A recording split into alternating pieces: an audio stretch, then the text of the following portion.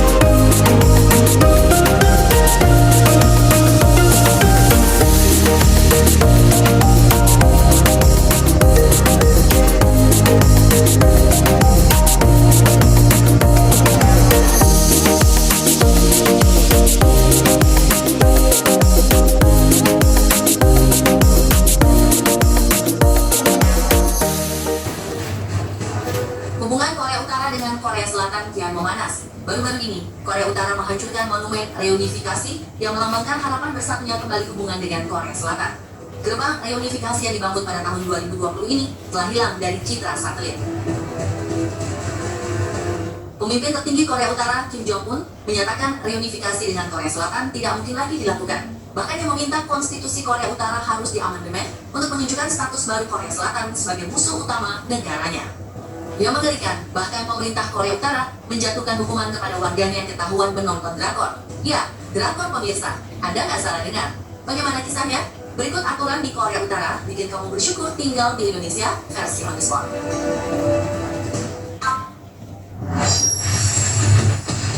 Untuk pertama kalinya, beredar video yang memperlihatkan dua anak laki-laki berusia 16 tahun diborgol di depan ratusan siswa di sebuah stadion terbuka Korea Utara. Kedua remaja tersebut dihukum 12 tahun kerja paksa setelah ketahuan menonton drama Korea Selatan yang memang dilarang di Korea Utara. Sebelumnya, Korea Utara sangat melarang foto, video, dan bukti kehidupan lainnya di negara tersebut bocor ke dunia luar. Namun, kuat dugaan video ini sengaja disebarluaskan untuk memperingatkan warganya agar tidak lagi menonton acara hiburan Korea Selatan yang menurut pemerintah Korea Utara bisa menghancurkan masa depan. Salah seorang pembelot Korea Utara bahkan menyatakan di sana mereka belajar bahwa kehidupan Korea Selatan lebih buruk dari Korea Utara. Namun saat menonton drama Korea Selatan yang benar-benar berbeda, membuat pihak berwenang Korea Utara waspada. Bagi masyarakat Korea Utara, drakor adalah obat yang bisa membantu mereka melupakan kenyataan sulit. Itulah menyebabkan mereka rela mengambil resiko hukuman berat dari pemerintah. Saking kerasnya, di akhir tahun 2022, pihak berwenang Korea Utara secara terbuka mengeksekusi mati dua remaja yang kedapatan menonton dan mendistribusikan drama Korea Selatan.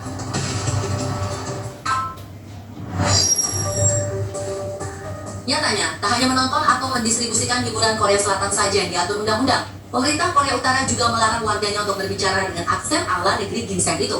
Di tahun 2023 dilaporkan ada 4 mahasiswa tertangkap sedang berbicara di telepon dengan aksen yang lebih lembut dan menggunakan istilah sayang ala Korea Selatan dan langsung dikirim untuk menjalani kerja paksa di tambang batu bara. Tak cukup di situ, mereka juga dikeluarkan dari universitas tempat yang berkuliah. Diduga mereka meniru dari lagu atau drakor yang diselundupkan melalui flash disk. Dahulu, hukumannya hanya diminta membuat pernyataan yang berisikan berjanji tidak akan lagi menggunakan aksen tersebut. Namun karena dianggap banyak yang melanggar, pemerintah pun membuat peraturan yang lebih ketat dengan mengatur hukuman kerja paksa hingga 2 tahun.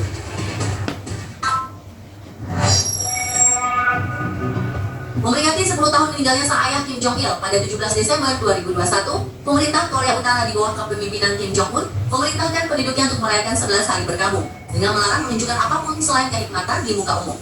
Rakyat dilarang minum alkohol, tertawa, berkreasi, hingga berbelanja bahan makanan.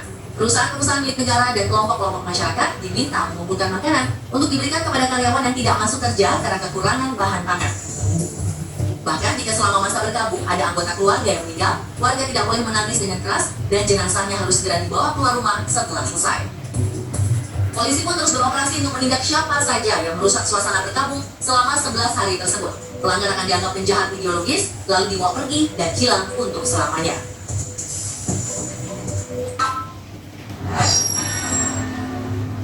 Pemirsa, kalau di Indonesia warganya bebas memilih gaya potongan rambut sesuai keinginan pribadi, di Korea Utara jangan harap itu terjadi.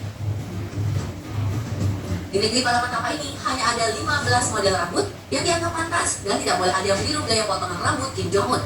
Pria di Korea Utara juga tidak boleh memiliki potongan rambut yang runcing karena dianggap mengikuti tren barat. Tak hanya pria, wanita yang sudah menikah wajib berambut pendek, sementara wanita single diperbolehkan memiliki rambut keriting yang sedikit lebih panjang. Warga Korea Utara juga dilarang memiliki rambut berwarna-warni, hanya diperbolehkan hitam saja. Gimana? Bersyukur kan tinggal di Indonesia?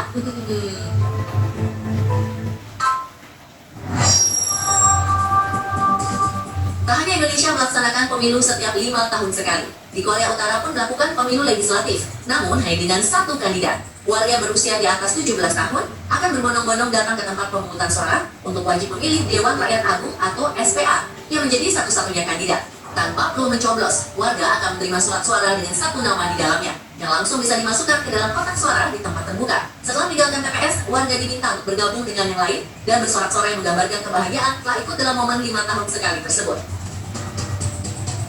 Karena memilih merupakan suatu kewajiban dan hasilnya selalu 100%, jika tidak ada yang sakit, maka ajang pemilu ini juga dimanfaatkan pemerintah Korea Utara untuk memonitor populasi warganya di masing-masing daerah. Apakah ada yang melarikan diri ke negara lain atau tidak.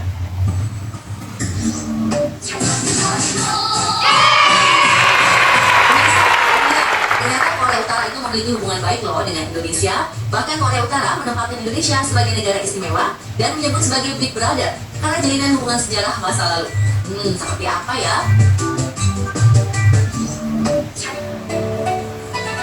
Pemirsa, hubungan dekat antara Korea Utara dengan Indonesia dibangun sejak kepemimpinan Presiden pertama Indonesia, Soekarno.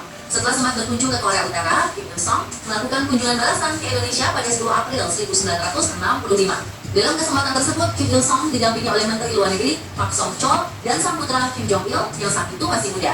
Ini merupakan kunjungan bersejarah karena Indonesia menjadi negara pertama yang mendapat kehormatan didatangi oleh pimpinan Korea Utara.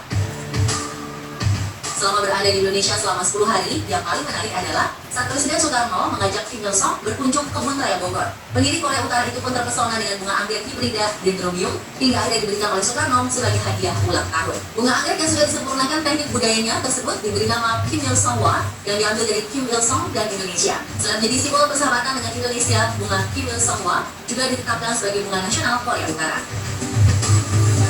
Penduduk Korea Utara bahkan menggelar sebuah perayaan yang diberi nama Festival Bunga Kim Il-sung Wa setiap bulan April dalam minggu yang sama dengan perayaan ulang tahun Kim Il-sung.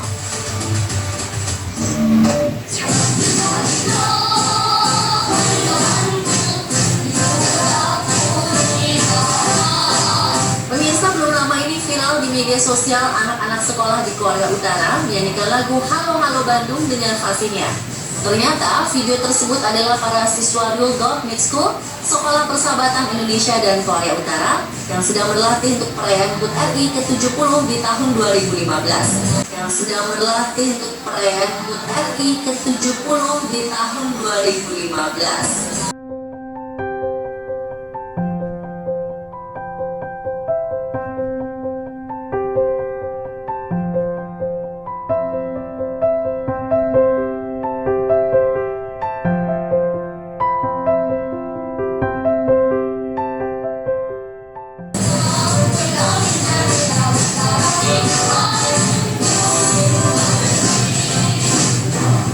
Di Ryul Government School memang diajarkan lagu-lagu Indonesia di sekolah untuk memperkuat kolaborasi budaya Indonesia dan Korea Utara, terutama saat menerima tamu undangan. Bahkan saat Hari Sumpah Pemuda, para siswa menyanyikan lagu Bangun Pemudi Pemuda.